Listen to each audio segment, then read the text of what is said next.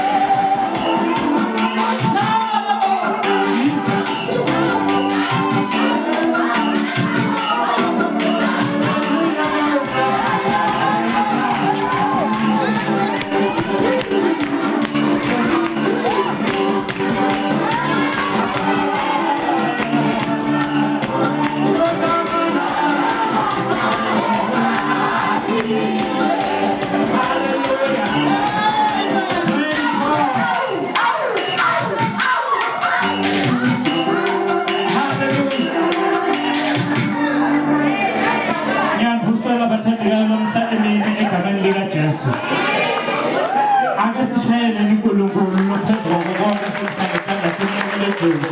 Sithi ukufanele ngabona yonke kaJuda Alpha Omega. Wawukhona endvulo khona la. Hallelujah. Ngiyacela bazalwane simile ngetinyawo tethu ngaphandle kwechitha isikhathi. Kuyevakala kuhlangene abethi bezwane kuhlangene kuthi ngci kusitathatha. Praise God. Ake sithi ke bathandekayo namhlanje ke hlanze sesithi lawo ngoba amandla ayatholwa ngakuthemba igama la Jesu. Hallelujah. Kusabe sebathandekayo sesiyaqhubekane kuthandaza lamhla inkonzo seyivele ivuliwe bathandekayo sengeke sisayivula kodwa sitawuthandaza kabele kosomba.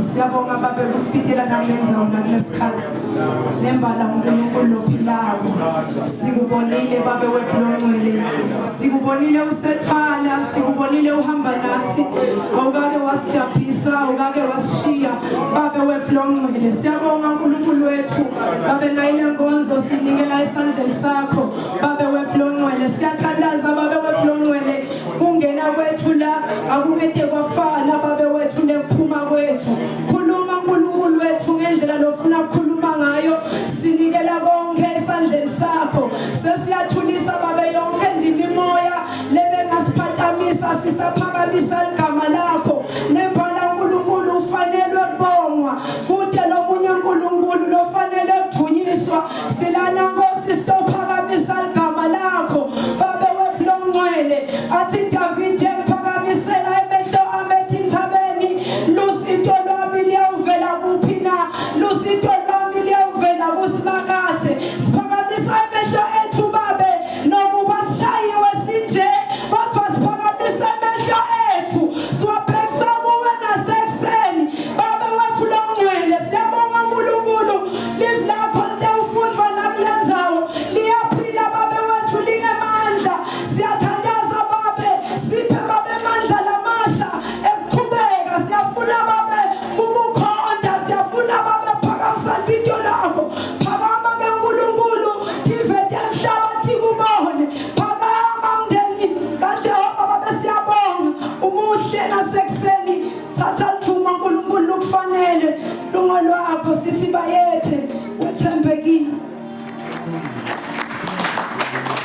Siyabonga bathandekayo, siyabonga Pastor.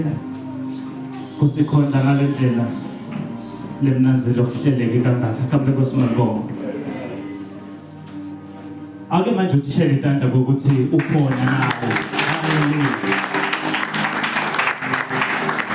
Ekushwa indzaba bathandekayo la lekhulunywa ngoDavide na ufunza iBhayibheli. Uthi Davide ngempela sis goodness na mercy bayangilandzela mihla yonke nephila kwami. Ngibathe ngishona phasi esigodini. Sometimes selifundile kufa angilandzele njalo. Igama lenkosi malibonga.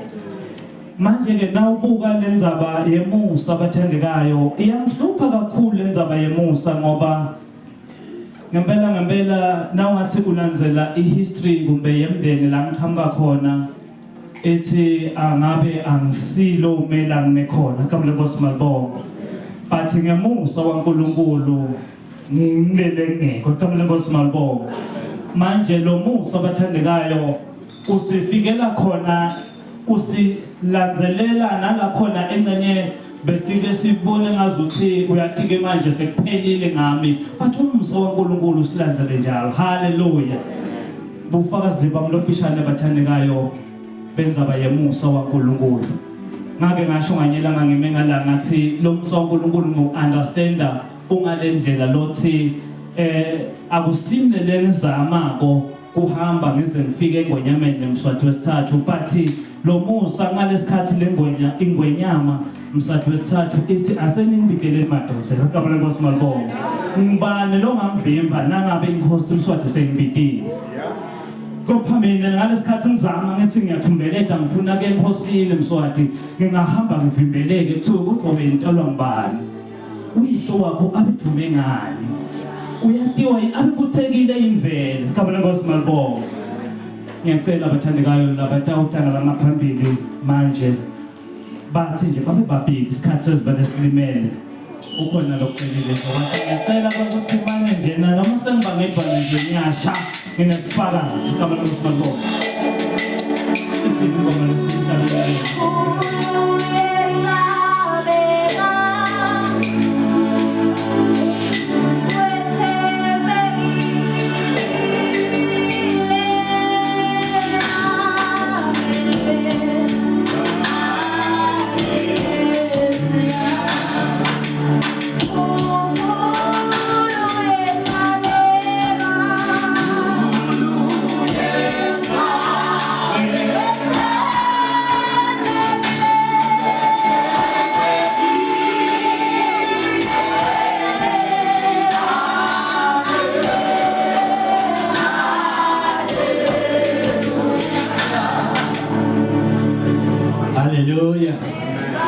Hallelujah. Ngibingelele bazalwane egameni lenkosi yethu Jesu Kristu. Awunibingelela ngegabadeni babemfundisi make mfundisi office lema Board of Elders siyavusela. Ngicela bese ngikhuluma silumbi ngithi all protocol observed. Hallelujah bazalwane.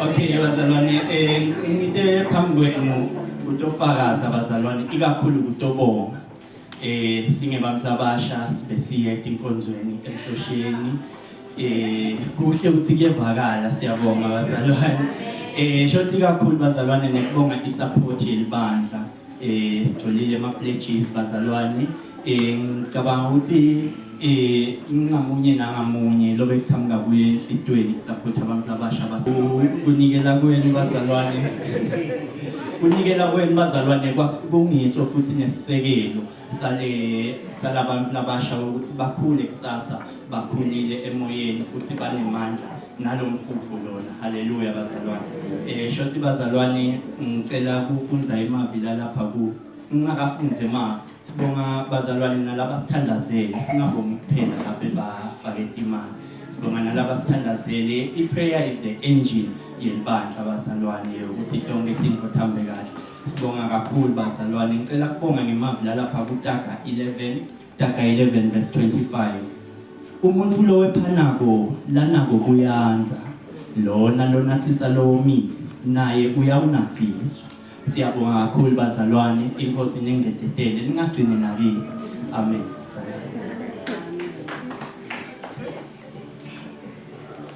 Hallelujah.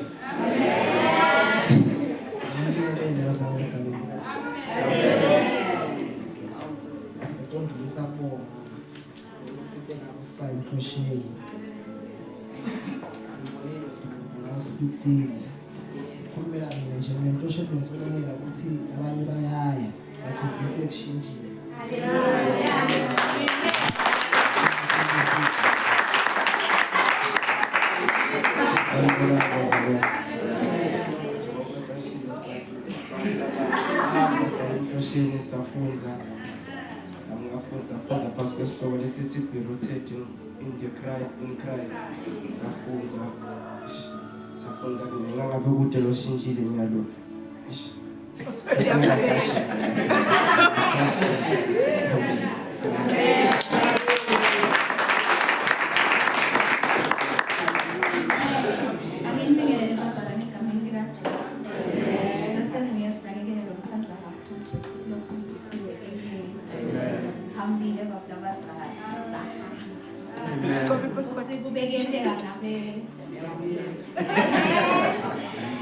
Siyabonga nje bazalwane support yenu nemithandazo yenu ngoba kube akusiyo ukuthi imithandazo yenu beyingekho.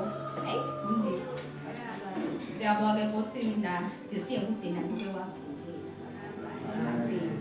Yize bekumakhada sibuye noma phethe umkhuhlane nawuphela. Kuyendlula lokho amen. Sifunzile bazalwane kakhulu kusukela Wednesday safunza isifundo besifunza safunza ngenyamshaya.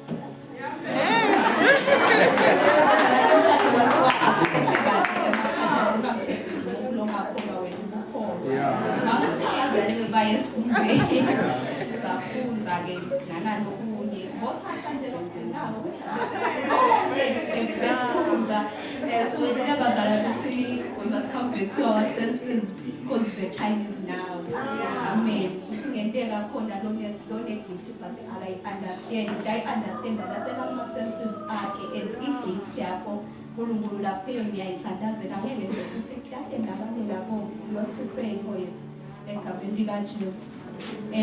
Kunebazalwane ngingabe ngibhala lapha ngiphethe umphako wendlela nangathi ngiyakhuluma nje nyalo la hayi ungaphela isikhathi bese babe madoze edabe siyangishaya but nje sifunzile bazalwane ukuthi i-anointing ayidzingi i-gender noma umnyaka noma ungabe umncane kanganani nangabe uNkulunkulu nje kunemvula ibeke kuwe kunemvula ibeke kuwe lesikhathi ke kuletimu ledendakalako la kithi siye singa-understand singazuthi yingo nje yabo kani akudzingi ukuze kube mdzala ukuze uyi-understande. Siyacela abazalwane sithandazise kuningi lokula kithi thina sibabula abasha but asi-understand ngoba kukho ma-Christians lamasha sisekimpenteleve kakhulu bona siyaya emfosheni nasemakhempini but khanze ukuthi siyela kokubathi nekuthi kujayiva njalo khanze sesijayiva nekitela tangephandle khona lapha esontweni ngibone lesinga-understand uyabona.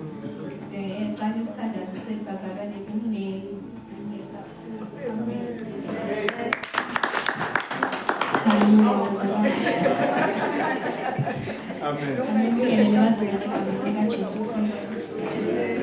Ibinto lami ngifanele ngakadlamini isibongo ngiyamthanda uNkulunkulu kakhulu.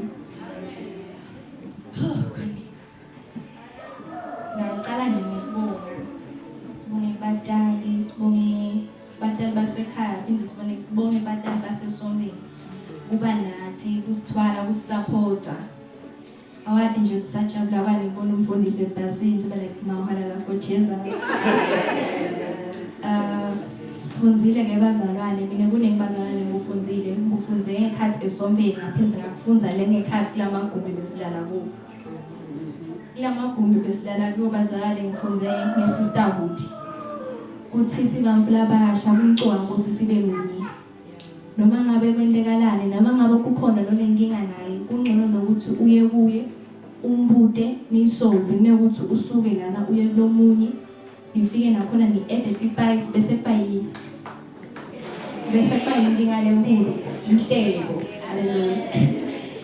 Ngaphindze ke bazalwane ngafunza ngeva kakhulu nakukhuluma umfundisi Mthemva ngekuthi come back to your senses. Lapho khona safunda khona incwadi lapha kuLuke 15 verse 17 to 21. Lawo mavi ahlala kakhulu enhlitweni yami ukuthi noma ngabe sekwendekeni, noma ngabe sowile wagileka, noma ngabe uva ngazuthi kukhona longakwendi kahle, kepha-ke kuko konke buya engcombeni usanguluke ngoba uNkulunkulu uyatifuna tonke timvu takhe. Amen bazalwane.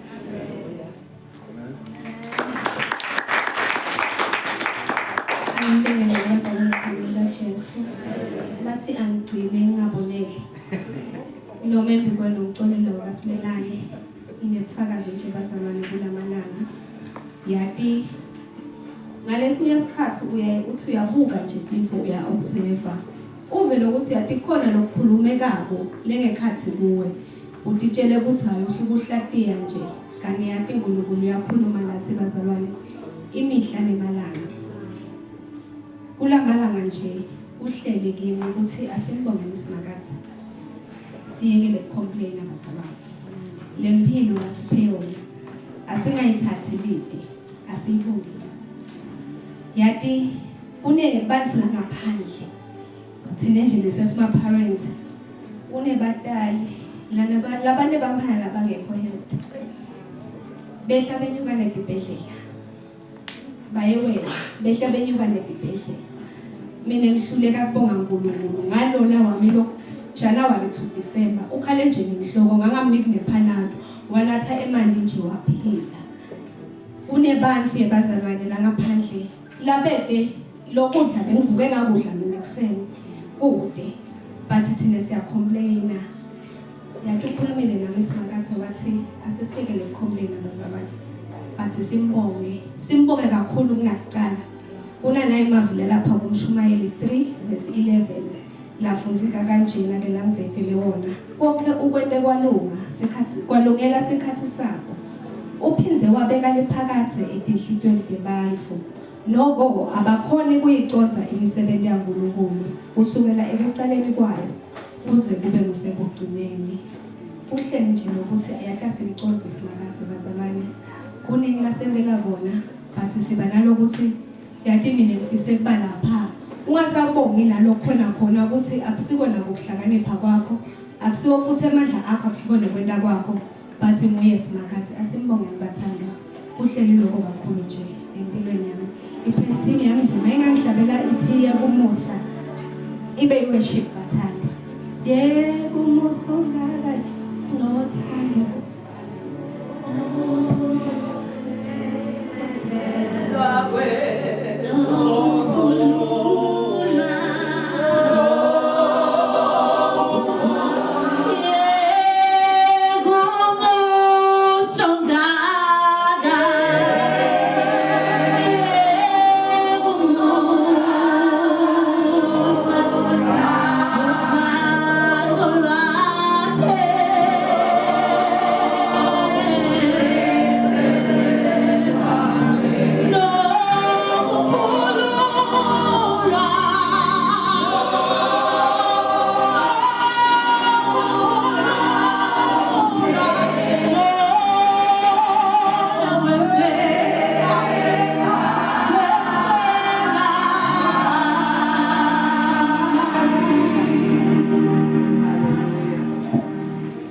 Hallelujah. Siyabonga bathandekayo ubufakazi lokuthola abantwana bakaNkulunkulu. Uyabona nje lokho ukuthi vele Nkosi yami nanyalo bashaya isikhathi kuningi engabe bayakusho abantwana bakaNkulunkulu. Ngibathe ngifuna communicate lapha na treasure lwami. So ubusiseka kakhulu ngesangibona kanti sengifuna nje ukuthi thatha treasure lo udenga phambili. Bathandekayo ngiyacela ukuthi silungele inkonzo yeminikelo asetha ngaphambili. Treasure lwami adosi nikelisa isingoma lesitawusukuza treasure ngayo bazalwane. Mala Poliaba Basega Etabe Nioke Ikamala Poliaba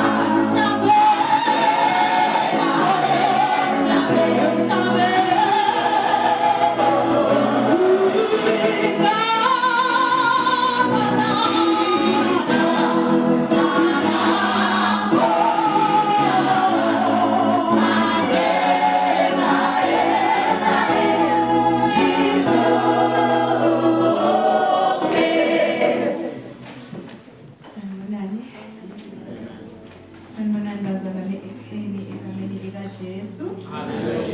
Sisekhoneni bangolobola. Ngithi MC wami Mercy and Grace. Uyabidwa nje mama wophi. Amen. Ngizothathisa umnikelo bazalwane. Kujana ngathathisa umnikelo. Ngikathathisa umnikelo. Mercy and Grace. Usuku uyangithinta MC wami akakhuluma ngasisi Mrs Grace. Amen. Umusa waNkulunkulu akabuki ukuthi ungubani. Umusa waNkulunkulu akabuki ukuthi ukusiphi isigaba.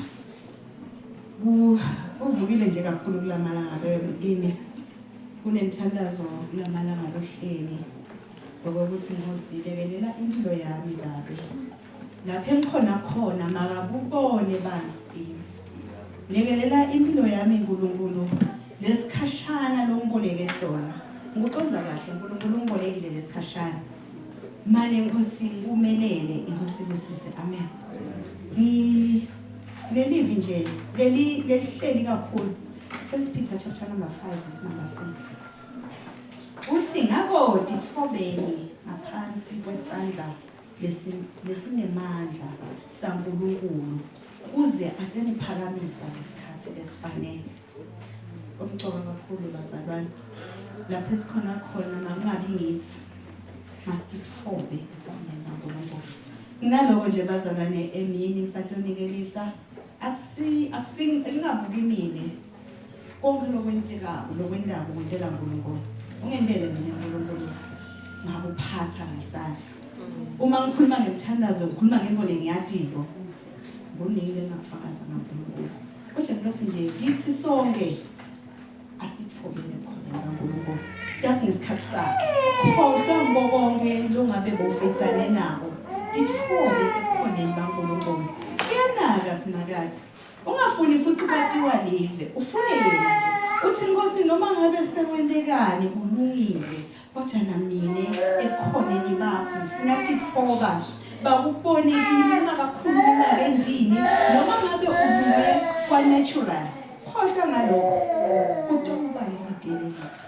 Ekhoneni baNkulunkulu ufuna wena ulungise indlela yakho nasimakathi. Nkosi kusise. Amen. Ngithinta kakhulu Mercy and Grace kanti kuhle kakhulu umthandazo kulamalanga kimi ukuthi Nkosi ngiyabonga kahle kahle ngiyabonga what you've done for me. Amen. Angeke ngithathe kakhulu isikhathi sakho MC. Ngicela ukuthanza ukubingelela abazalwane. Angabingeleli ukuthi ngithe nje angiyile. Ngicela ukubingelela abazalwane bami. Ngihlonipha ibandla. Mfundisi wami babe Mohammed namake babe Tshele namake last week ngihlawulile bazalwane. Last week ngihlawulile make mabuza make gogodlamini nengisasho nibe seniyangonela nabe seniyomlida ngamagama lakhe kanti nguye vele ungasalayo manje ngihlawulisile ngempelele kodwa nje siyathanda amen. Bobabe bomake sanibonani bomake. Sanibonani bomake. Ngiyacebisa lokusho ukuthi ayikhona ukuthi ngisho bona bekukuhle kunjeya ngalesihlanu la. Kube nawuvelile ukubonele nawungakaveli ncesi nganyela ngesikhathi sakho sikaphela. Bangulabasha haleluya. Siyativela nje kumnanzi. Uthi nani lobunanzi bengene kubo nathi singenile. Sanibonani Sunday school. Sanibonani Sunday school. Sisekhona baNkulunkulu bazalwane bami. Uma ngincobile ngomethulu ude phambi kwenu utothatha umnikelo webandla lo wenda ukuthi sisebele ebandleni imihla nemalanga. Ngaphandle kwalomnikelo kude lesingakwenda sebandla. Siyabonga abantu labasha ukubonga. Sibonge abantu labadzala iminikelo lenayenda. Sicela ngelast hour ukuthi bathi abantu labasha bayahamba awunasinangabeda sesidivele uthi uNkulunkulu wehlile wehlela kubo. Hayi bashunyayelwa batatikhethela bona sidlalile kethu inzima. Siyabonga abantu labadzala. Siyabonga wonke lokukhandile ngeminikela Inkosi ibusise. Amen.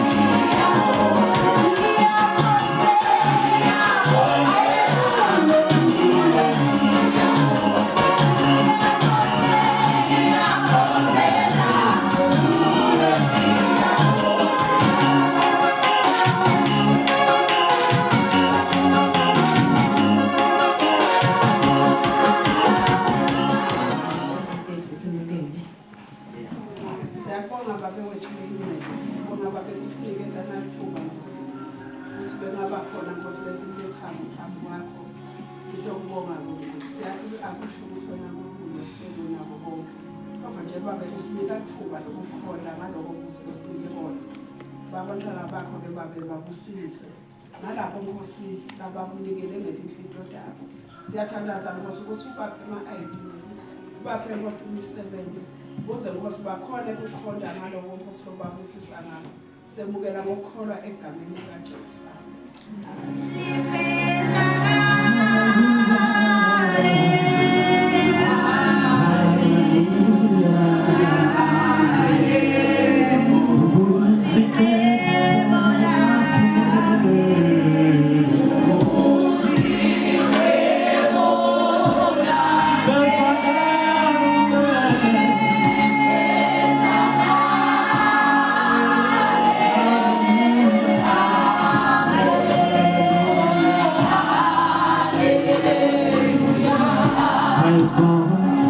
Siyabonga abathandekayo bonke sekwendekile. Nkosi yami ngiyaxolisa abathandekayo nabo babeka bomkhulu la ngaphambili ngoba tikhathi tivama lokho sesetenda nje yana. Haleluya. Akakasukume umfundisi lamuhla. Kunento lengihlupha abathandekayo. Sengike ngicabanga ngathi noma nami sengilokukhula yini. Iva usetha mina kethu lapho. Ngicabanga ukuthi sengilokukhula emfundisi ngoba sengicabanga nje ngitibuke ngibuke lokho ukuthi umbhali ngalelinye ilanga uvethe amagama lathi siyasihleli lapha noma simile sigcoke ingubo letimhlophe abeseyabuta lomunye sokuthi bobani lapha athi lomunye ngilaba labavela emhlabeni ekuhluphekene ekushikashikene komhlaba igama lenkosi malibonga ngiyebe sengiyathi imagine ke mina wena make methula nami senimile lapha ngoba mina ngiyawufuna kumavele eceleni kwaDavide ngiyawuvela nje ngisafika mase uma kuphi uDavi ngoba Davide bathandekayo ufika angumodele ngale lokhu ngiko igama lenkosi malibonga ngiyabeva boLuka ngiyabeva bonke bo Peter bakahle nabo bayangimodela kodwa David kuthi yena ufike athi uNkulunkulu kuye ngiseve ngaye kuphela mfundisi noma kukhona neBhayibhelini la kuthi khona Davide waba inhlitiyo uNkulunkulu kuma amagama uthi uyinhlitiyo yenhlitiyo yami igama lenkosi malibonga manje ke sengiyabuka ke Mdavu ukuthi Mdavu usho njani uNkulunkulu kuye awuona kangaka kepha uthi nasengiyithola lenzaba ithi kuthi Mdavu bekathi nakawile sonena asivuma igama lenkosi malibonga uma uNkulunkulu atabe sokhuluma lamagama sokuthi inhlitiyo yami isinebe epriesting ingoma lelilungisile kodwa ke ningakayihlabeli ikhona leli yami ngicela ukuthi sengihlabelisa ngithi ke mina ngingayibita ukuthi le wena mfundisi ihameni kwaya le iharmony akusuyo akusuyo lena i-amen kwaye ikabule Nkosi malibonga kuba bengiseva nje ekhaya bengathi sikhukhula manje ngiyacela ke bathandekayo sonke simile netinyawo tethu sihlabela manje lengoma manje iyangenta manje ngisengayikhondla le tune yakuja makamethula neyikhumbula nini le ngoma obani labo abemethi uvo 235 Ndabe sake press team seneyihlabela le kusukuma umfundisi lenilungisile ngiyacela nisilide bathandekayo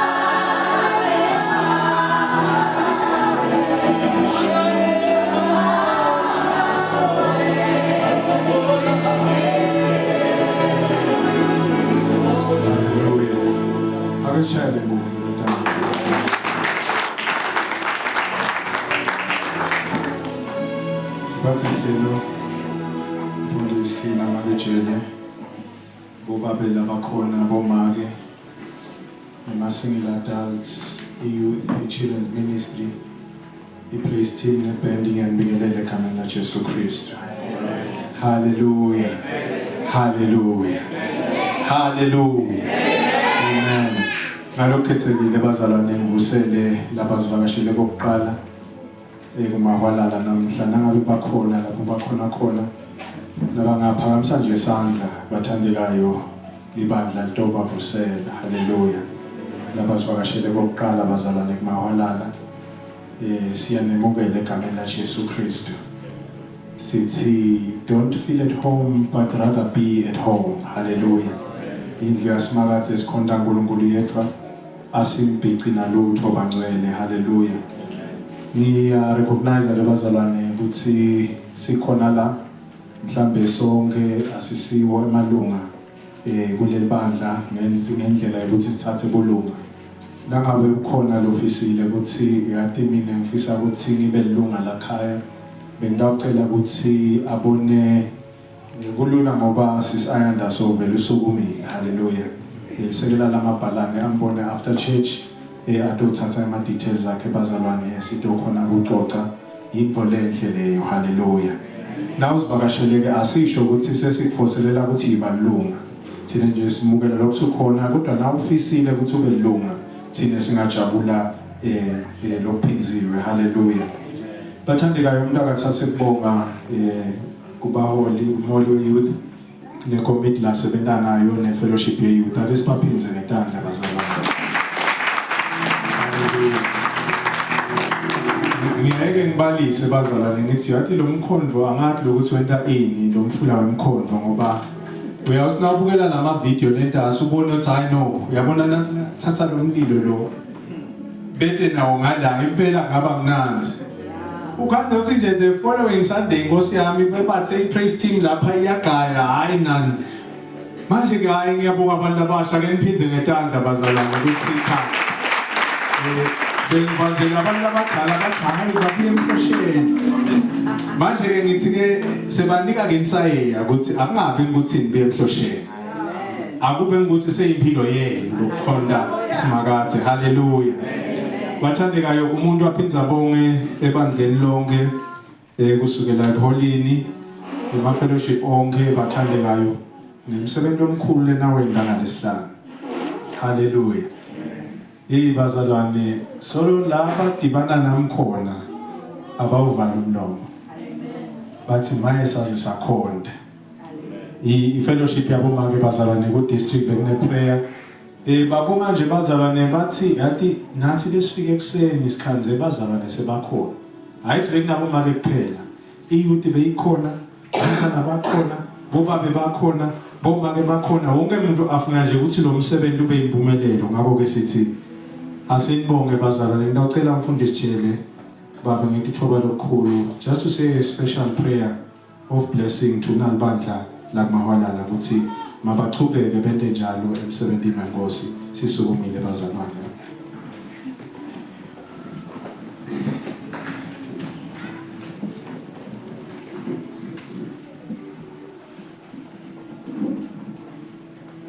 Masimbonge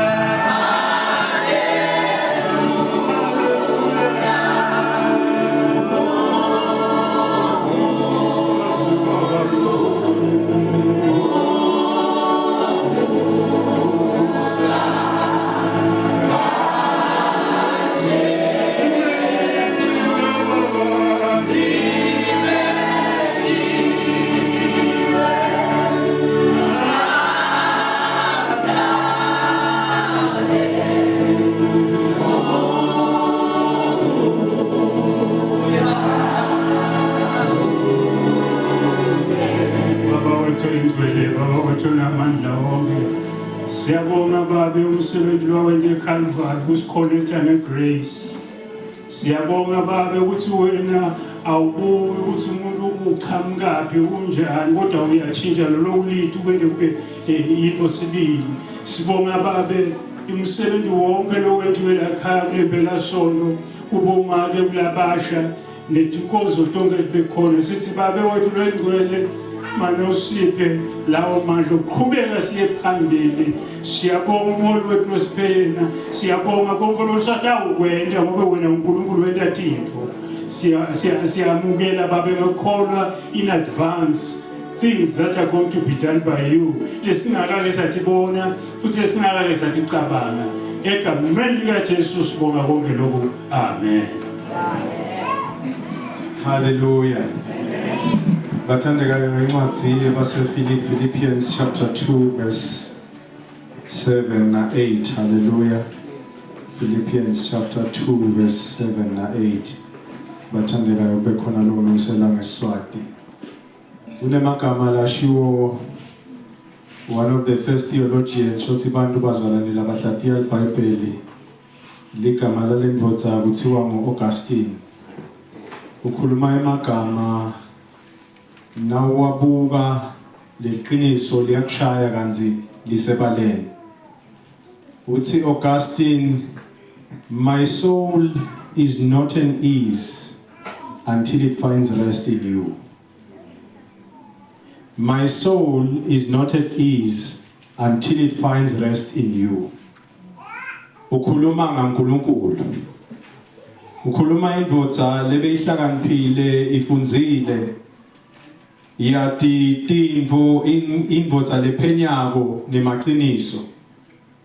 Yathi nayiphenya lendzaba yaKristu iphenya lendzaba yaNkulunkulu. Yafika kule conclusion ukuthi uyathi lento bengisolo ngithi ngiyayifuna kulolwadi nalemfundo ngicine ngithole la kuwe uNkulunkulu. Lokho kungikhumbuza abazalwane ukuthi sisaphila emhlabeni we want to live meaningful lives. Siyaye we want to leave a legacy. Manje ke nasifuna lokho bese sifuna imiqondo noma philosophies ekuphila. Ukhanze ukuthi kulokuningi siwafuna nasetindzaweni letingasito. Namhla emini bazalwane sitawufunza lapho khona kuvetwa the most important philosophy you can have in life. Ngakho bazalwane sitawufunza phasa lesihloko lesithi tithulule, empty yourself. Tithulule, empty yourself. Philippians chapter 2 verse 7 to 8 ngidawucela bakufunzele ngeSiswati. Philippians chapter 2 verse 7 to 8. Kepha watizela, wathatha simo sengcebo, waba ngumuntu njengathi. Wathi atholakale anjengemuntu ngesimo, watithoba, walalela wathi made waba kusekufeni. Yebo, ekufeni kwesiphambano. Hallelujah. But emptied himself by taking the form of a servant, being born in the likeness of men, and being found in human form, he humbled himself by becoming obedient to the point of death, even death on the cross. Live last marathon bazalwane libhalelwe thine lilungele thine futhi liphilisa thine. Kube bekungasiko ukuthi indzaba yesikhathi lesesigijimile. Ngabe ngithi ake sihlabele number 37 emacilongweni. Kakhulu ngifuna lamagama lalapha ku stanza 5 na 6. Lengicabanga ukuthi kube Paula abedzinga abantu labafana nani ukuthi bake bamhlabelele ingoma letawufaka lo mlayeto iwugcizelele. Uthi stanza 5 and 6 kule cilongo wazithobisa wena weza waba imvana ngizolibonga Nkosi yami elakho igama. Bese 6 uthi wazithwala izono woza webani shono ngizolibonga Nkosi yami elakho ligama. Tithulule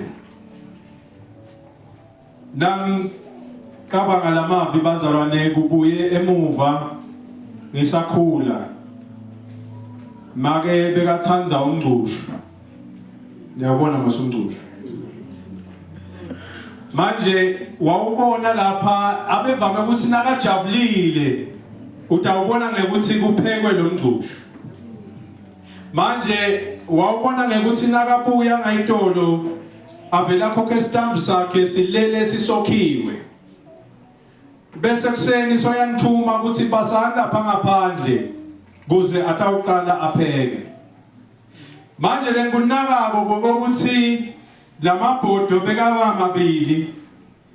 Kunaleli lelipheka lestambu, kunaleli lelipheka lamabhontshisi. Kuthi emva kwesikhathi lesatiwa nguye ke ngoba nguye lo lophekako. Abese sothi ke awunethele indishi ngitawuthulula. Nastambu. Ngina abazalwane lokuthi ngikhumbule lokhu ngiloko ukuthi kuthulula akufani nekucitha. Kuthulula akusiko kucitha. Into uyithulula ngoba utayidzinga noma utawudzinga kuyisebenzisa noma utawudzinga kuyiguqula ibe kulolo kunye wena lokufunako. Manje ke usuke ubeke mhlambe kulenye icontainer kuze kuthi naso ihlanganisa lento yakho asangathulula kule ndishi adibanise lapha adibanise bese uyayithatha lento yakhe soyayibhica. Hawu Nkosi yami lapho thina nje sesibala ukuthi ngabe siyawudlanini kudla lokumnanzi. Yini indzaba wathulula. Lokuthulula abazalwane lesikhuluma ngako la sikhuluma ngekuthi lapha kunawe kunaNkulunkulu. Wena uthe uNkulunkulu uyamthatha njengenkosi nemsindisi wempilo yakho. Lesiphetho sakho ngenxa ukuthi wena uyingcenye yalohlelo lwaNkulunkulu sihle kuNkulunkulu. Mane inkinga itabala kuthenini wena uyavuma yini ukuthi utithulule kuze uNkulunkulu atoguqula lempilo yakho ibe yinhle. Tithulule. La sifunza khona abazalwane incwadi yabaseFilipi ibhalwa nguMapostle Paul. Labaningi nababhala bathi hayi leli bandla leli kwathi kwangathi ngilona belithanza kakhulu. Manje na ufunza lencwadi bazalwane laqaleni uta-understanda nokuthi leni ngoba uyaveta Paula ukuthi nangabe kunelibandla belimnaka kakhulu kunawo onke kulelibandla laseFilipi. Uthi nomlandvo lencwadi ibhalwa ngenxa yokuthi labazalwane baseFilipi bebalethe imali noma nemphako noma tingo letitamsita Paula kuloko bekahamba kuko. Manje uyanaka ukuthi ukhuluma emagama lamnanzi Paula nakakhuluma nalabazalwane nawunaka nje legama lelithi rejoice, legama lelithi joy livela kaningi njalo nakabhala nje acabanga labazalwane nalenkonzo yabo kuqhamuka le joy. Uthi ke nakabhala lapha ku Philippians 1 verse 5 uthi because of your partnership in the gospel from the first day until now. Uthi Paula ubhalela labazalwane kubakhuthata ngenxa yemsebenzi labawendako kubambisana naye ekuhambiseni ivangeli. Manje bathandekayo nangabe utawufunza letincwadi taPaula kuyakusita ukuthi ubuyele ngale incwadini yezenzo. Because each and every book that is written, each and every letter that is written kunenzaba ngale kuzenzo ukuthi wefika kanjani Paula lapho. Manje nasifunza lencwadi yebaseFilipi bazalwane kufuna uqale ngale ku Acts chapter 16. Kuthi kwaqala lesilinakako uthi Paula mina ngangifuna kuye Asia ntimisele inkosi yami ngitshela ukuthi ngiyakhona. Kodwa moya lo ingene angalela angivimbela ukuthi hayi nyalo awuye Asia nyalo. Uyaveta umbhali Luka lapha ku Acts uthi Paula kwakunembona bewubona wendvodza yaseMacedonia ibe lokumbitile ithi wota Paula wota eMacedonia utawusisita. Manje abathena hayi pathinyalo mina nangibuka kufuna ngishone Asia athi moya lengcwele na Paula wena manje kufuna ushone eMacedonia. Ufika kanjalo ke Paula kule dolobha lencane laseFilipi. This was a European town. Lapho khona kuthiwa kwakunebantu labacebile ikakhulu naba bebangemasotsha lamasotsha ebaphathi lamasotsha lamakhulu bekakhe khona leFilipi. Lithi ke leli Bible nakefika Paul wakhanza ukuthi bekude isinagogue ngenxa yokuthi bekude enough men labangakha isinagogue ngoba lemuva abazalwane le constitution ayiqali la kunema conditions ukuthi libandla uqala njani. Lithi ke leli Bible wasePaula uthi hey ngoba sikhathi sekuthandaza wayese uya ngasemfuleni lapho khona akhanza boLydia. Lydia ke bazalwane siyasikhuluma ngathi abe singular dance cha ke ngihlolile leli Bible lithi abe nemnyeni wakhe. Wamemukela Kristu Lydia wase uyabancenga uthi hayi bazalwane ngicela manje into ohlala lekami. Leni ngoba Lydia nglomunye losekela nomsebenzi wekuhambisa lelivangeli.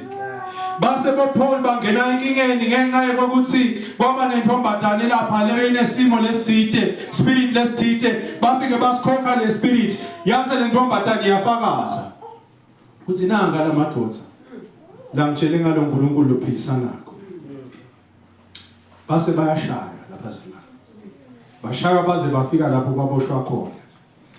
Ngokuvetelana lokubazalwane ngenxa yokuthi lo Paul lesikhuluma ngayo lobhala lencwadi akakhulumi nje into la icabangako naye he emptied himself. Ngoba lapho le background yakhe naye bekathi uyenisisa athi uhambisa ivangeli laNkulunkulu kwefika lapho Kristu himself had to stop him athi Paul noma bekungisole at the time why are you persecuting me? Wasuyaconza Paul ukuthi hayi man bengithi ngenda kona manje inkinga ukuthi mina bengitendela manje ngiyamdzinga lokuthi mina nangithi ngiyadithulula. This is the attitude to say Nkosi ake usebenzele impilo yami. Now uthi nje Nkosi ake ungithulule bese uvumela moya lwengcwele so yangena enhlitweni yakho so yayiconzisa indlela yakho. Now sahamba endleleni akutshele ukuthi cha lo umntwana sekhaya asikwenzi thina. So uyaqala uyatishiya letinto thina sesiyabona the transformation in your life bese sithumisa uNkulunkulu. Empty yourself. manje ke so yababiniketa ke Paul lapha la sifunza khona abazalwane so baniketa lokuthi usho ngani noma yini letakusita ukuthi utithulule uthi ke mawubekini nomqondo lo wakuKristu. Hallelujah. Ngalamafishane uthi Paul, if you want to empty yourself, you need to imitate Christ. Uthi ke noma abenguNkulunkulu noma uthi simo sakhe sasinguNkulunkulu. Nakathi simo sakhe sasinguNkulunkulu akasho ukuthi wase kuyaphela lokuba uNkulunkulu, but uthi even though he was God, kodwa akakushayanga indiva. Hallelujah. Bese lithi leLevi, he emptied himself. Nalithi he emptied himself ngicela chaza ebazalwane ngoba labanye bese lenza bayalahleka. Bese kubangathi hayi he emptied himself wasuke kubeni uNkulunkulu wathithela waba ngumuntu. Cha ke bazalwane noma uNkulunkulu he emptied himself into being a man, but he was still God. Leni ngoba yena akanamkhawulo. So even though he emptied himself into the human body, but he was still 100% God. Ngoba uNkulunkulu. So angabi bese babe bakuyenga bathi hayi phela lisilelevi he emptied himself. So ngalesikhala namhlabeni he was all human. Cha bazalwane liBhayibheli lithi he was 100% human but 100% God. Hallelujah. Amen. So he emptied himself. Lapha bazalwane nginaka ukuthi nalithi he emptied himself lapha ku verse 7 la sifunze khona lithi le verse lemfunza ngayo he gave up his divine privileges. He gave up his divine privileges. Lana bazalwane kubuye kimi lesithombe ngiskodwa ngingabekisangithini nje.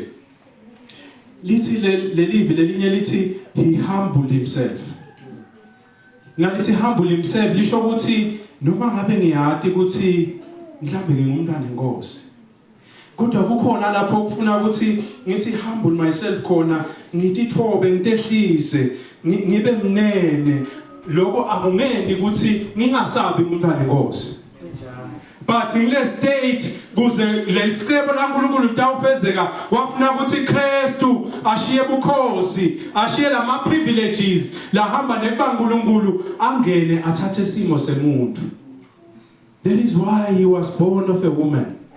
Why? Because lo msebenzi bekade wenda bekungumsebenzi bekafuna awende kubantu nabo labatalwa ngowesifazana. Manje lithi ke leLevi he gave up his divine privileges. Lokusho ukuthi bazalwane lapha ngalamafishane uthi Paul nangabe nawe ufuna ukundergo le transformation, nangabe nawe ufuna ukusetshenziswa uNkulunkulu, nangabe nawe ufuna ukuphakanyiswa uNkulunkulu, kufuna ukuthi uthi Nkosi nami ngidinikela kuwe. Empty yourself. Bese uyabala ke lapha into letinzathu lengifisa ukuthi sibuke singakathandazi.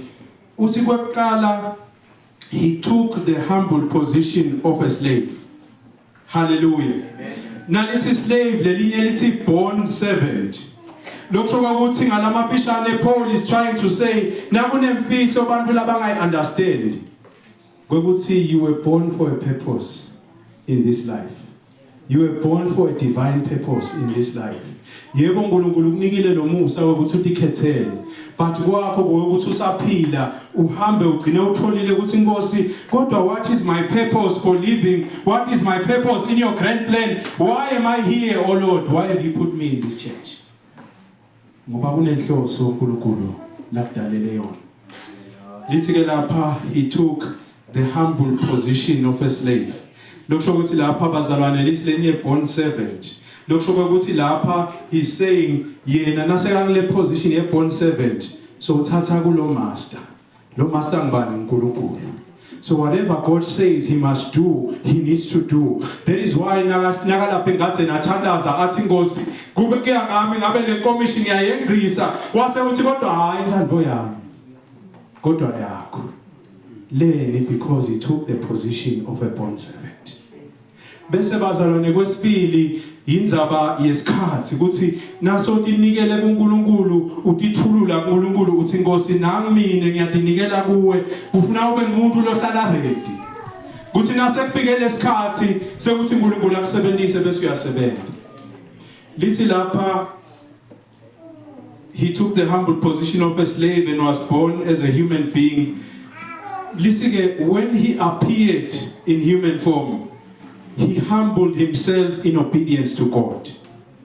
Lokusho ukuthi bazalwane kwathi nasekufike lesikhathi sekuthi nyalo ngeKristu sesikhathi sekuthi ufe siphambanweni. Wase uyakhumbula ukuthi kodwa vele ngathi ithulula. Ngathi ngidaba umuntu. Ngathi ngidawungena eticatshulweni tabo ukuthi ngigcine ngifike lapho khona ngibulawele lentono tabo ukuthi mina ngibe ngumhlatshelo lophilako kuze bonke abantu batawuthola insinziso. Kungako bese lithi lapha he humbled himself in obedience to God and died like a criminal. Died a criminal's death on the cross. Ebazalwane now yaku Deuteronomy, I think it's chapter 23. Ndawutela asivulele lotholile. Deuteronomy chapter 23 or 21 verse 22 na 23. Kunema verse lapho bazalwane langithusile ngalendzaba yokuthi nangabe lapha sotithululile watinikela uNkulunkulu uthatha iposition yakho wathi ukuthi Nkosi anytime uthi sidalo lapha last week bazalwane ngikhumbula amagama akhe uthi sidalo bazalwane asihlale endlukweni. Lokusho ukuthi nangabe utithulula kuNkulunkulu yaseyinkosi I am at your mercy, you can use me at any time. Ngakho ke lapha lithi wafika lapho afa khona hayi nje kufa kwanoma ngangibani kodwa kufa on the cross. Deuteronomy 21 verse 22 to 23. Nangabe umbali yesigwebo sentamo bese uyabulawa sifumbu sakhe siphanyekwe egodweni. Yeah. Akafanele leso sifumbu sakhe sisale silenga kulolu lugodo busuku bonke. Caphelani ukuthi nimgcwabe ngalelo langa ngobe wonke umuntu olengiswa egodweni ube phasi kwesiqalekiso saNkulunkulu. Ningangcolisi lelo live simakathe uNkulunkulu wenu lanipha lona ukuthi libe livalile. Amen. Singisi sithi, and if a man has committed a crime punishable by death and he is put to death and you hang him on a tree, his body shall not remain all night on the tree. You shall bury him the same day, for a hanged man is cursed by God. For a hanged man is cursed by God. So lapha bazalwane ngibuyela lapha ekuthenini lenzaba yesiphambano singayithathi nje lula uNkulunkulu abekwende kwaba sinengiso kulengiswa komuntu emthini. Kodwa lona lo mKristu ngoba yena abetithululile kuNkulunkulu wavuma ukuthi athathe isigaba sekuba umuntu hayi nje umuntu kumbe ukuthi utelelwe ebukhosini kodwa wavuma ukuthi atalelwe lapha atalelwa khona akhule kulomndeni mhlambe bongasilo lutho emangweni kodwa kwathi nakufika isikhathi Kristu walalela wenda lokho uNkulunkulu akufunako until death. Not just death, but on the cross.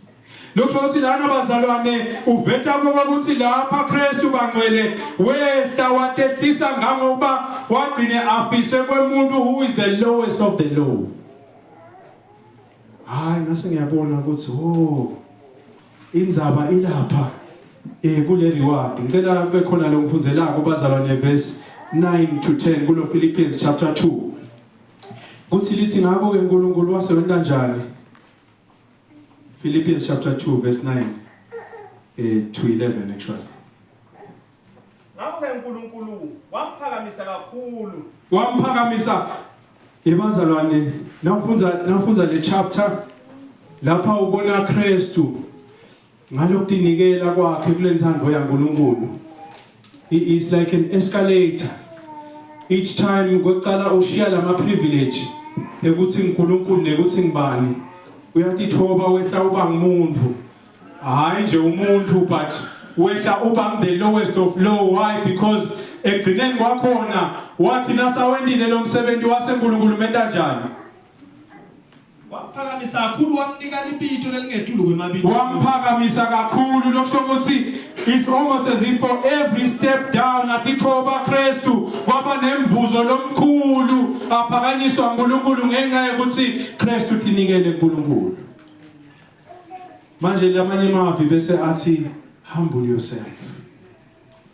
nakunento bazalwane lekufuna ukuthi siyende nangabe sithulula nakunento lekufuna siyende nangabe sifuna kusetshenziswa uNkulunkulu ngokuthi sithulule ngokuthi sithi inkosi nangimile ake usebenze impilo yakho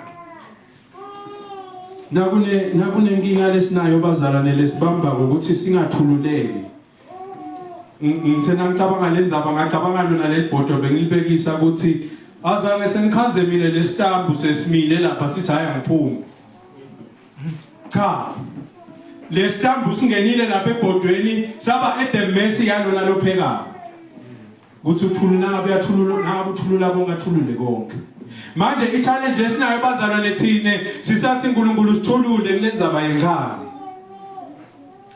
ake ngiphindze bazalwane indzaba yenkani inkani kabili kunengane leyakhaya ake ngibekise wabe kusakahle manje thabethela abemela futhi aphethe nazi nambona bazalwane akhokha letinto uthi buka Kristu kube nangi ngisukume bamadosela nawe sengingabekisa nawe wabetha nje kanje wathi ngikristu loya uthi kwethu na usathi thulula wena ubuka baba emadonsela athi maye bamadonsela wotakini uyabekisa ke market habethe lawo lanza tindu lanze makhushini siyabamba uthi Kristu shiya konke utekini hayi ubambe letinto takho wena hayi mina lokhu hayi manje mina lokhu ngimi yebazalwane in Christ you have a new identity lokusho ukuthi your past ufuna ushiye naletinto letibambelelako manje lapha thina sinale ngane kanti ngane ufuna sibenayo lele yakho ngilelethi no mina ngiya kuKristu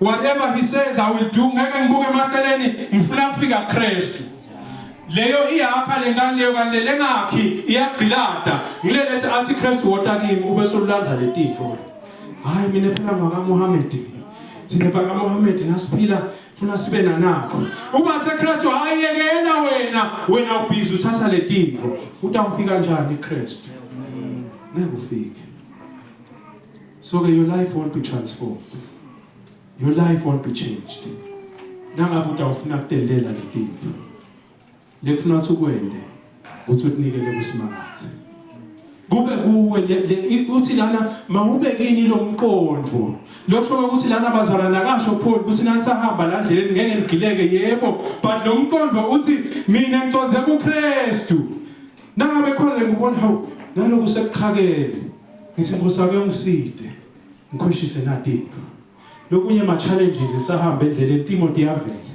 dikhakele sibathe sithi venathi sesinza kungako ngimthanza umbhalo wemaHebheru lothi bukani kuKristu bese uthi nishiye konke lokuniphazamisako nako konke lokunisinzako kuze le ndlela itobalula nihambe niye kuKristu wathi noma anguNkulunkulu wakushaya indiva lithi wase uyatithoba uyatihlisa wathatha simo semuntu hayi nje simo semuntu kuphela wathatha simo semuntu naye mhlambe who is considered the lowliest of lows ngoba ngisho nekufa kwakhe kwaba kufa kwemuntu longephasi nalongasilutho ngithi ke mina ke nakamphakamisa uNkulunkulu nginakho ukuthi leni uNkulunkulu avume manje Kristu aze hambe ayibe the lowest of lows because at the mention uthi nasamphakamisa uNkulunkulu wamphakamisa waba ngetulu kwako konke waze wamnika neligama lengetulu kwako konke so that at the mention of his name every knee shall bow and every tongue confess ngithi ke mina nangabe Kristu wagcine asafene kufa kwemuntu who's the lowliest of low sho ukuthi kude umuntu lophilako lo ngathi mina ngifanele lo Musa because akafanga mhlambe kube wafa nje kwabonakala ukuthi hayi lana bekufe uNkulunkulu ewangcwatshwa ngendlela lethide mhlambe laba labangekho mhlambe kulawo masekhizi bebathatha hayi wafela bona but le ndlela lapha ngayo uyanaka ukuthi kude umuntu lo ngathi akangifelanga why because he emptied himself athandekayo uNkulunkulu ufuna kusebenza empeleni uNkulunkulu sokucalile uyasebenza but ufuna ukuthi thine sithulule kuye nasithulula thine he changes our identity he changes our thinking Ekuseni lana besikhuluma ngendzaba yisiteni bazalwane indzaba yani ye-gift ne-calling.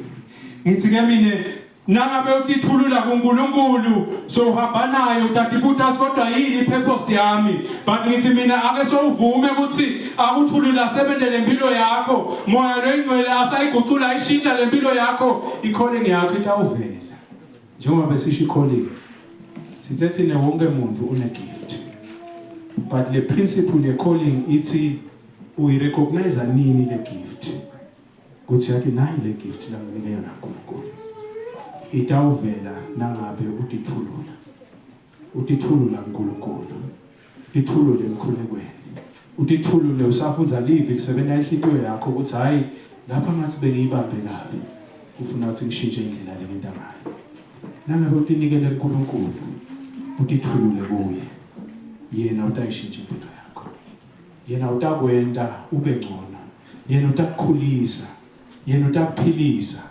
kungako bazalwane le verse lelithi I can do all things nalotholakala la ncwadzini yabaseFilipi nayitholakala khona ke bazalwane ngingakhona ukuthi sikhala lapho thina sithi I can do all things kanti Paul uthi yebazalwane ngoba sengifunzile ukuthi na uhambe empilweni uyatithulula njengaKristu utithulule uNkulunkulu ayisebenzele impilo yakho uthi Paul mina ngithatha itonke empimo ngathi ngithatha inako konke futhi ngithatha ngitelutho kodwa nakunento lengiyifunzile ukuthi ngingakwenda konke ngaKristu lomgcinisayo lokusho sina utithulula kuye utakunika namandla lamandla ukuthi noma Timothy betha ubambelele uthi mina ngibuke Kristu akunenzaba ukuthi kunani emaceleni konke lokumbambelelako konke lokumsinzako ngose ngikuthumela kuwe ngoba wena uthe lethani kimi ngithole lesinjwako mina nginganika jokole lula lokho kutawendeka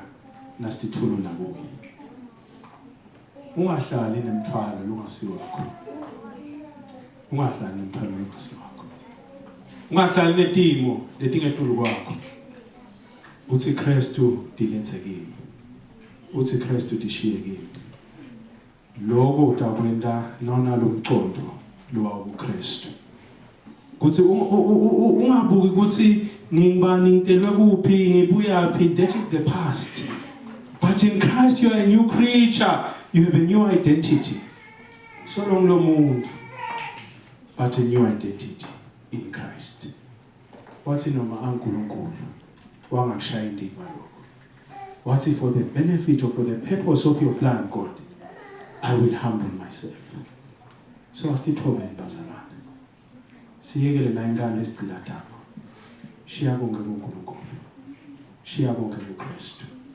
yena utaphakamisa utakuphe amandla and we can do all things in Christ who strengthens us sisho leso sebantfu labakuNkulunkulu sisho sebantfu labatithulile kuNkulunkulu sisho sebantfu labathembe kuNkulunkulu uthembekile yena yocela asuke Nazozo izinsuku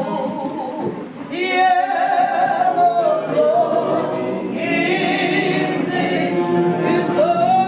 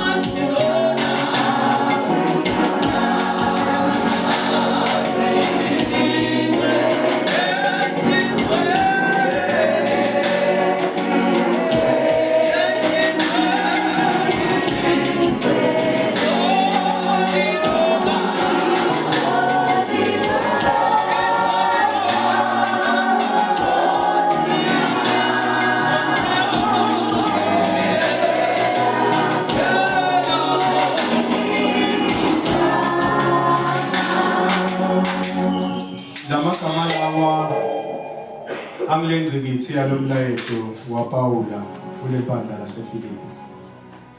Kuthi mbamba bazalwane lokuthi anisita nisaphila nisakhonda nisakhula nisaseva nena bonke.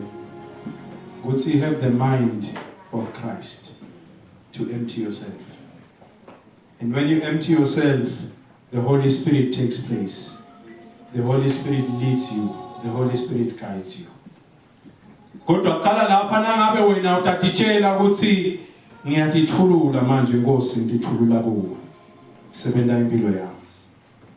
Kungako ngipho bhala lamagama lathi kulabazalwane lo uqalile lo msebenzi empilweni yenu utawufeza ekugcineni.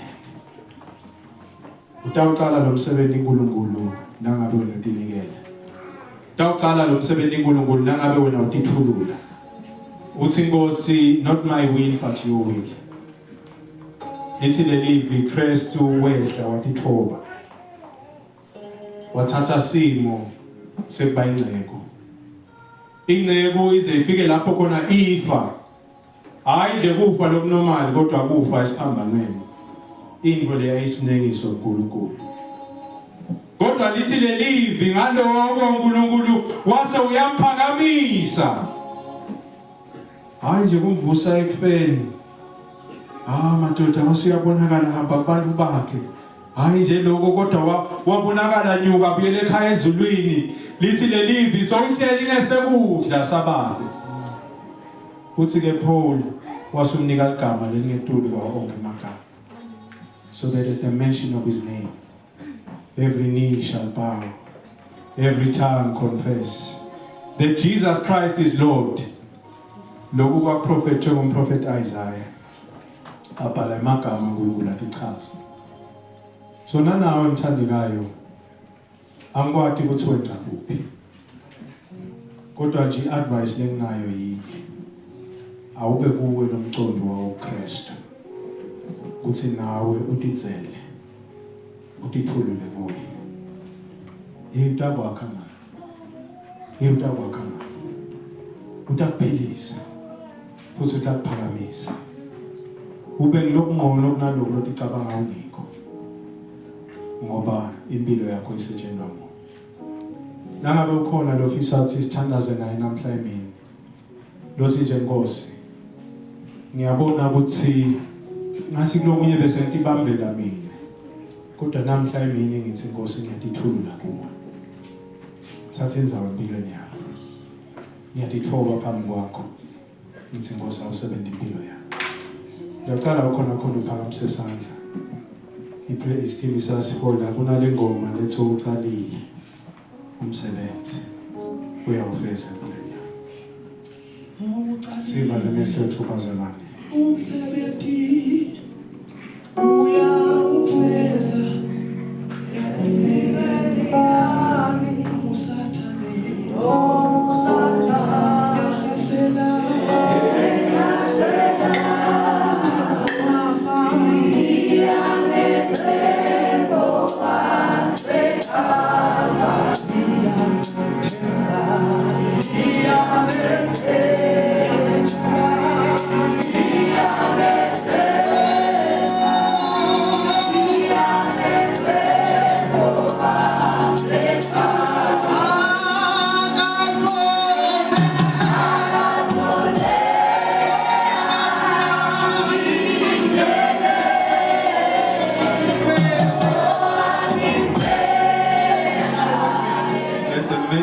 of your name, Father. Every knee bows and every tongue confesses that Jesus Christ is Lord. Ungako babethu engcwele namhla babe siphakamisa lelo gama. Ligama la Jesu Kristu. Lelisinzisako babe siyaliphakamisa. Leliphilisako babe siyaliphakamisa. Lelikhululako babe siyaliphakamisa. Lelinempilo babe siyaliphakamisa. Lelisinika emandla babe siyaliphakamisa. Ligama la Kristu Jesu. Siyabonga babe namhla emini kusikhumbuta kuthi kuze kutholakale leligama kwafuna kwendekele. Siyabonga Baba ukuthi labhalwa livi lakho simakathe bantwana bakho. Kuthi Baba wethu lengcwele nanamuhla sikumahwalala kum-2026. Baba singakhunjutwa ukuthi mawube kithi lo mcondo wawuKristu. Kuthi Baba sitehlise. Sitithulule kuwe. Sithi Baba sebenza impilo yethu. Simakathe wena Nkosi wethembekile. Simakathe wena Nkosi umsebenzi wakho uyawenta. Futhi wena simakathe umsebenzi wakho utawufeza. Etimpilweni tethu Baba ngamunye nangamunye lokhona kunalibandla lakho. Sithi Baba wethu lengcwele namanje mini siyabonga. Sibonga Baba ukuthi wena ulahlana ushiyani. Wena uNkulunkulu lomile kuze kube phakathi uNkulunkulu lokhona. uNkulunkulu ongetulu kwako konke uNkulunkulu wethu lengcwele. Sithi Baba wethu lengcwele namhla emini. Siyatithoba Nkosi phambi kwakho. Siyatithulula Nkosi kuwe. Siyatendlala uNkulunkulu wethu lengcwele. Sithi Baba khweshisa kithi Baba konke lokungalungi. uNkulunkulu wethu lengcwele kuze sitoba kulabo labasebenzisekayo kuwe. For the glory of your kingdom. Siyabonga Baba wethu lengcwele kuconza kahle ukuthi ngamunye nangamunye Baba kunesipho Baba losibekile kithi. Kungakho Baba wethu lengcwele na usibeke ebandleni lakho ufuna ukuthi leso sipho Baba sisebenze. Kodwa Baba sisebenzele for the glory of your kingdom. Sesilahlekile Baba singumtimba wakho. Ngenxa yokuthi Baba into sifuna kutendela. Silahlekile Baba singumtimba wakho. Sithi Baba sifuna kuletha idumo kuwe Baba kodwa sifuni ukukunika impilo tethu. Silahlekile Baba silibandla lakho. Ngenxa yokuthi Baba livi lakho asilifunzi Baba siliconze bese siyalenga. Kodwa Baba sifuna kwenta lesikuthandayo. Siyathandaza uNkulunkulu wethu lengcwele namanje emini sithi hayi kumahwala. Hayi Evangelical Church kumahwala. Thine Baba sifuna kuba nemcondo waKristu. Sithi nikela kuwe Baba namhla emini sicommita kuwe. Sithi thulula kuwe simakathe sithi Baba sisebenzise for your own will and purpose. Nceke yakho Baba leyabhala lencwadi yabhala Baba iboshiwe. Ithi kulabazalwane lebabhalelako bangakhathateki ngoba kuye kuphila kuNkristu. Kufa kuyinjabulo. Ngani ngoba kumsonzeta kuKristu. Lo mthandekayo ubhala uboshiwe yena. Uthi ngijabuliswa ukuthi ngiboshelwe ukuthi ngihambisa ivangeli. Uthi la khona baphuma bayangena solonke yabafakazela ngalo Kristu. Ngiyadibona impilo zabo tiyashintsha. Ngithi glory be to God. Baba wethu lengcwele sitithulula phambi kwakho sithi Baba sisebenzise. Sisebenzise Baba emishadweni la sikhona khona. Sisebenzise emindenini la usibeke khona emakhaya. Sisebenzise Baba wethu lengcwele sisemangweni. Sisebenzise Baba sisemisebenzini. Sisebenzise Baba sisetikolweni. Ikakhulu Baba sisebenzise silibandla lakho. Kwenda Baba ithando yakho. Sita ngamunye nangamunye Baba wethu lengcwele wethu.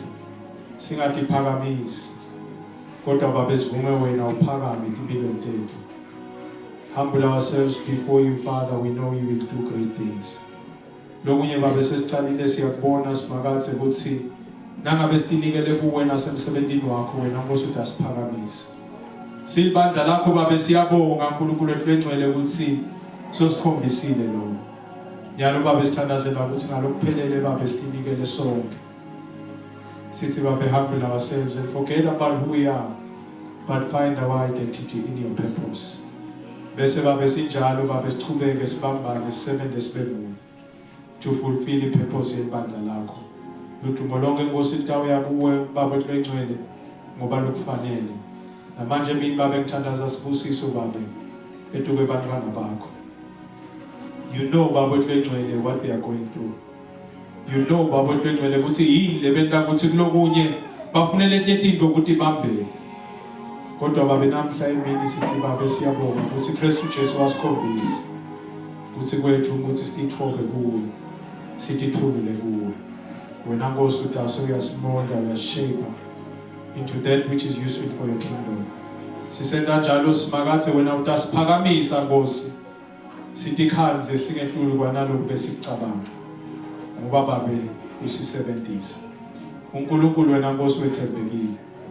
We pray life, we pray healing, we pray Father for prosperity upon your children in the name of Jesus Christ. In whatever they are doing, babe, noma basesikolweni noma basekhaya basemsebenzini bayatisebenta, whatever it is, Lord, sithi babo encwele baphakamise somandla, baphakamise babe sibone ukuthi izandla zaNkulunkulu lesi ngoba umntwana wakho atithulule kuwo konke lokhu babe is possible because we pray at the mention of that name that is above all names, the name Jesus Christ. We thank you, Lord, for your grace and mercy this afternoon. Bless each and every one of us. In the name of Jesus Christ we pray. Amen.